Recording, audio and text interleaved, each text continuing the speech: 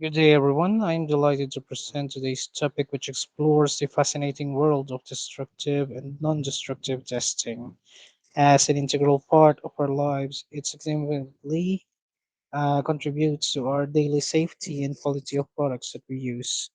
So, in this presentation, we would dive deep into the types and example of destructive testing, recognizing its pivotal role in industries like automobile manufacturing, aeronautical engineering, and electronics.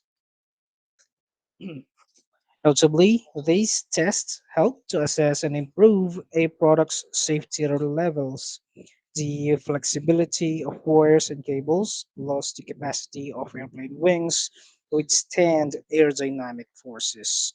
So it's thrilling journey we're about to embark on, revealing the unseen process that ensures the reliability and product and systems of our world. So, without further ado, let's delve into the realm of destructive testing. So, we have destructive testing. So, what is destructive testing? So, it is involving testing an object, material, or system to the point of failure to understand its performance or capabilities under extreme conditions. It aids in determining the material's maximum load capacity, its resistance to heat, stress, and pressure, and its behavior under extraordinary conditions. So, within this guide, it will provide an understanding of various destructive testing types and why it plays a vital role in several industries. To introduce to you destructive testing once again. So, despite its seemingly negative connotation, is a critical process in the field of material science and engineering. So, the process involves exerting stress on a material or object until it fails or breaks.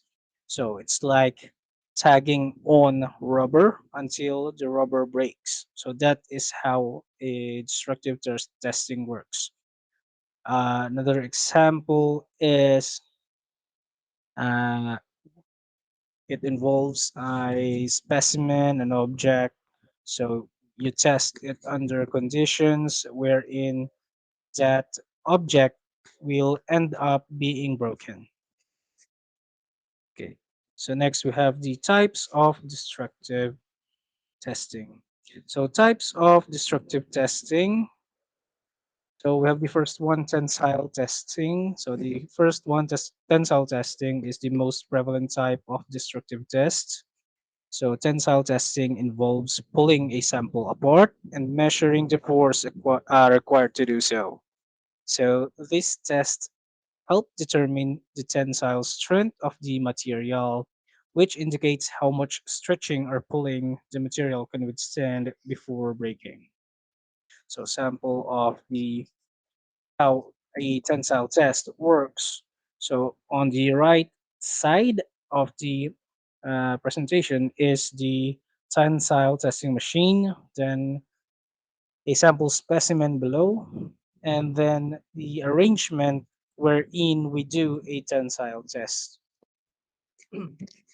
So we have the sensors, the main specimen, then the load cell, and the moving crosshead. So tensile testing, a common real-world example of tensile testing is the tug of war game. So it's similar to that one. So each team exerts a pulling force on the rope until one team overpowers the other, causing the rope to move in one direction. However, this time in tensile testing, the rope does not move in one direction; it breaks into two. Now, next we have the hardness testing. So for hardness testing, this measures how resistant a material is to deformation, particularly indentation, scratching, cutting, or bending. So it involves using a hardness tester that impacts the sample with a known force and then measures the resulting indentation. So the sample within this one is using a Rockwell hardness apparatus. So the ball has the load, then another major load is applied into the specimen, then that one is being gauged, and then upon lifting of the major load, we would see that there are indentations with the specimen. Okay, so in construction, hardness testing is often used to check the hardness of concrete.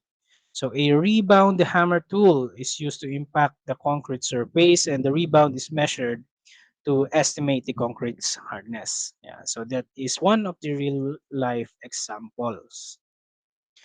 So next test is the impact testing. So for impact testing, subjects a material to a high velocity load for a very short period of time to determine its toughness and ductility. So this test in particular useful in assessing the behavior of materials under sudden loading conditions. So such as in a vehicle collision or falls. So how do we test for the impact? So we have this uh, pendulum to test. So we have this scale wherein the hammer is swung on the specimen. So up to what scale, and then until the specimen broke.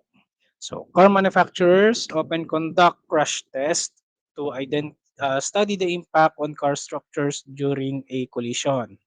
So that is an example of impact testing. However, it does not represent the image I am showing you because this one is small scale.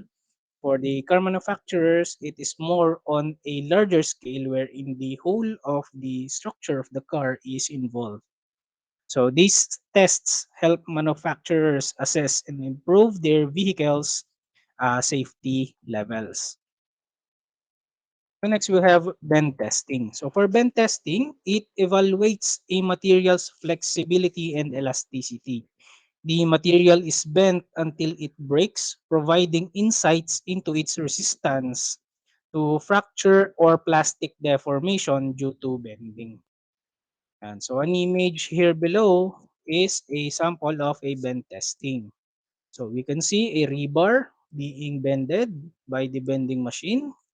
So in the manufacturing industry, bend testing is frequently used to check the flexibility of wires and cables. So the wire or cable is bent over a given radius and the tester observes for any signs of cracking or breaking. Okay. So when the cracks or it starts to break, there it goes to show how strong the material is against bending. Okay, so next one is fatigue testing. So fatigue testing replicates the conditions a material may face when subjected to alternating stresses or strains over time. So it helps identify the material's durability and resistance to fatigue, an essential factor in many real-world applications such as aircraft or automotive components. And so these are some of the deeper fatigue tests that is being done. So there are fatigue tests where it is in axial, a 4-point bending test, a 4-point bending fatigue test, sorry, a rotating bending fatigue test, yan, and a resonant bending fatigue test. Yan. So these are the types or the types of tests within the fatigue testing. So an example, in the real world example of fatigue testing, aircraft wings undergo fatigue testing to ensure they can withstand changing aerodynamic forces during flights. So this helps aircraft manufacturers design wings that are both lightweight and capable of withstanding the rigors of flight. So they do not break under a certain amount of fatigue. So because aircraft are all should be flexible and not break under changing forces. So next we have the uh, sample on a case study from the automotive industry. Okay, so for the automotive industry, so the goal in the automotive industry is to elevate brake system reliability under extreme conditions.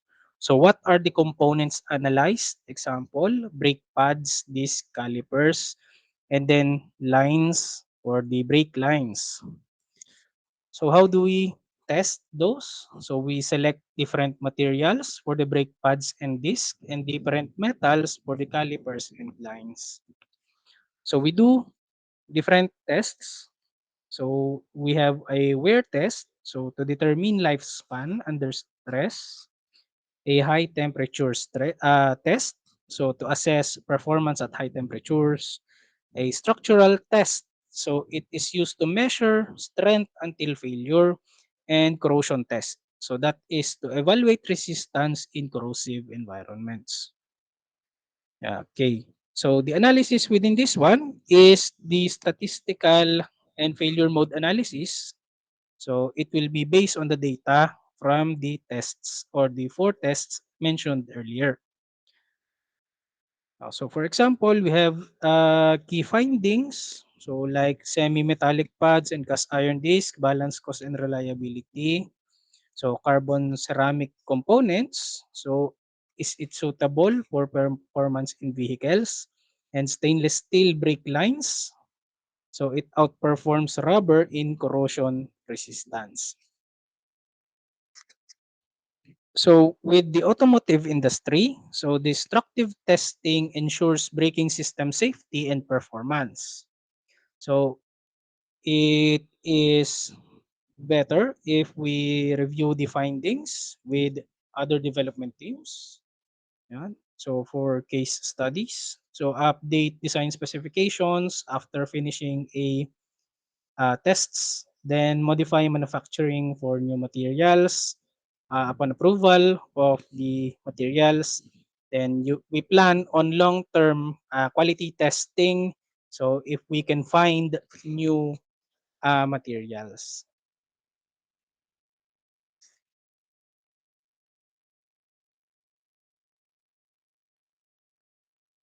Okay, so why destructive testing is important? So the importance of the destructive testing so plays a pivotal role in material selection and quality assurance process across various industries. So by pushing materials to their limits, quality assurance teams can gain a comprehensive understanding of their properties, ensuring their safe and effective use in real-world applications. So this data is invaluable in improving product design, enhancing safety, and ensuring compliance with industry standards and regulations. Because we actually see the failure of the material, we can prevent the same thing happening with our actual product. Okay, so it enhances the safety. And we are also ensuring compliance by following the recommended measurements, recommended thickness by our regulatory body. Okay. So while destructive testing may seem counterintuitive, so its role in ensuring the safety and efficiency of materials and products cannot be understated. So by understanding the limits of materials, engineers and scientists can work toward developing stronger, safer, and more efficient materials and products. So whether in construction, manufacturing, transportation, railways, or any other industry, so destructive testing remains a crucial part of quality control and assurance process because we cannot do everything with non-destructive testing. Okay, which is our next topic. Okay. So we have non-destructive testing or NDT. So for non-destructive, so it plays a crucial role in maintaining the integrity and safety of components and structures across numerous industries from aviation to energy. Yeah, so this is very different from destructive testing by name, non-destructive. So we use non-destructive methods to test the material for failures and defects. So this part of the presentation will introduce you to the concept of NDT, and as we delve into the various types used and explore real world applications and highlight the significant benefits yielded by these testing methods. Okay, next. So, destructive testing comprises a set of analyses techniques employed to evaluate the properties of a material. So, component or system without causing damage. As the name suggests, NDT allows to inspectors to identify defects and irregularities without physically altering or harming the object being tested. So this attribute makes NDT a valuable tool for routine inspections and scheduled maintenance because NDT can be actually performed on the actual structure or part of the object or the asset of the company. So it saves time and resources to conduct. So instead of having a sample, bringing it to the testing center, so with non-destructive testing, you can immediately do the testing within the field. And okay, so types of non-destructive testing. So we have the first one, visual testing. So it speaks for itself. A non-destructive testing comprises a set of, yan, and this is one of the most fundamental forms of NDT, where inspectors use their eyes or optical aids like magnifying glasses, mirrors, or borescopes to examine the surface of a component for irregularities or defects. So this is just using our eye and some of the very simple tools to find cracks within surface irregularities and defects. So this will very good image. So for visual testing, yan, you're finding for certain something, or either cracks or they're finding mounting for something. Yan. So the next one is a liquid penetrant testing. So this method involves applying a liquid with high surface wetting characteristics to the surface of the test material. So the liquid penetrates the surface, breaking defects, and is then made visible under ultraviolet or white light after the application of a developer that draws the penetrant out from the defects.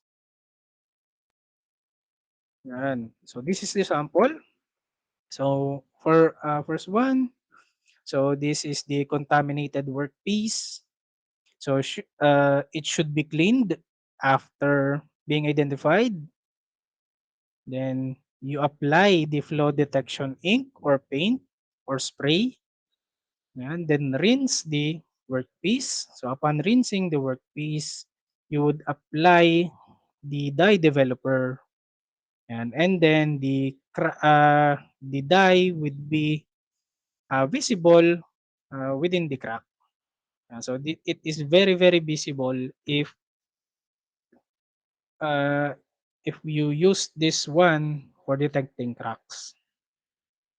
Okay, next is magnetic particle testing. So this is suitable for ferromagnetic materials. So this technique is uses a magnetic field to detect surface and near surface discontinuities. So iron particles applied over the surface become attracted to leakage fields created by discontinuities. So forming a visible indication of the flow. Sorry. So this is an example of a magnetic particle testing. Yeah. So you clean the surface and then introduce magnetic field into the part. So you apply the ferromagnetic medium while the part is still magnetized. Remove excess ferromagnetic medium with light airstream. So you blow out some of the medium. Then five, interpret and evaluate any indications. So what are some of those indications? So it would show some sort of discontinuity from the ferromagnetic medium. So when you turn the yoke 90 degrees from the original position and repeat steps 2 to 5. So this is just to confirm the location of the discontinuity that is interrupting the magnetic flow, and it is where the defect is forming. Okay, so that is magnetic particle testing. So next is the ultramagnetic testing. So UT or ultrasonic testing employs high frequency sound waves that are sent into a material. So by analyzing the sound waves that are reflected back to a receiver, inspectors can discover internal flaws or characterize the material properties such as thickness. And this is an example of ultrasonic testing. So it uses ultrasonic waves to determine and find the efficiencies from inside of the material. So if there are cracks within or in between the material. Next is radiographic testing. So this technique uses X-rays or gamma rays to create images of the internal structure of a test object. So these radiographic images reveal changes in thickness, defects, or assembly details by enabling a view of differences in absorption in the material. Yan. So this is an example of radiographic testing. So you have your source, radiation beam, then the image quality indicator. So you have a film under, and the defects will be shown within the film. So next is eddy current testing. So commonly used in NDT. So the ET or eddy current testing uses electromagnetic induction to detect flaws in conductive materials. So by moving a coil carrying current over the material, eddy currents are induced, and changes in those currents can indicate defects. Yan. Okay, so as you can see, you have an eddy current tester. So there is a test coil, and any changes in the current here, as indicated in the tester, we would find some cracks. So let us now go to an example case study. So an example of using an NDT within the aerospace industry. So it is crucial for maintaining the safety and integrity of aerospace components. So this highlights the positive impact of NDT on commercial aircraft maintenance. So we have when turbine blade failures increase maintenance cost, they use an eddy current testing. So it is introduced to detect hidden cracks without dismantling the engines. Because engines, every time that it is dismounted or dismantled is another costly endeavor for aircraft owners. So just instead of dismantling, you just use an eddy current tester, run within each individual turbine blades. So to reduce or and detect cracks within the blades.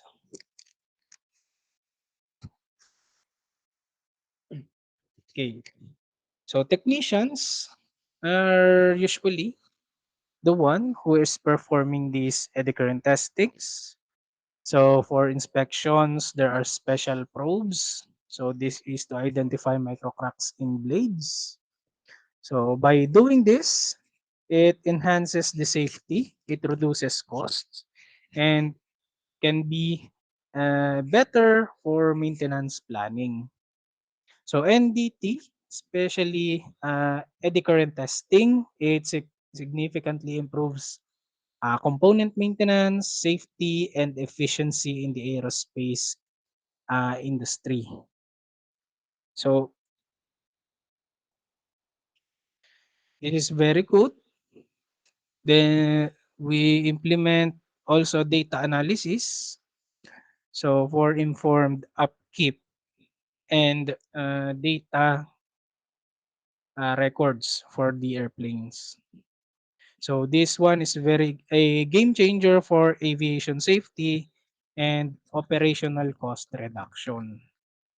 So as I said earlier, it is costly to bring down an engine to be repaired and dismantled than having the engine in the airplane and tested in the airplane for cracks as small as they can be uh, swapped immediately to avoid engine failures or turbine failures.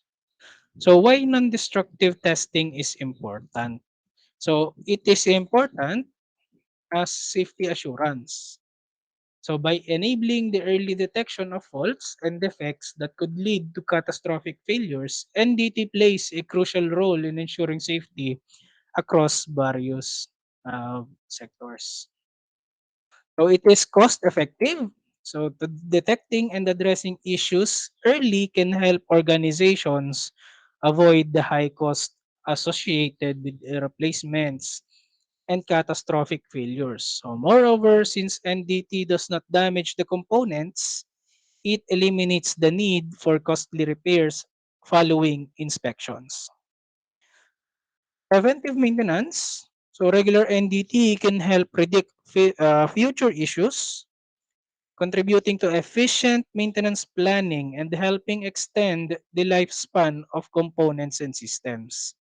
So in conclusion, non-destructive testing is an indispensable tool in maintaining the safety, functionality, and longevity of components across various industries. So, by understanding the different techniques and their applications, organizations can select the most suitable NDT method for their specific needs, ensuring high standards of quality and safety. Okay, so that's all for my report. So thank you for listening, and I hope you have learned more with non-destructive and destructive testing of materials. So I am Engineer John Emil Datingino Martilla, wishing you safe workplaces. Thank you.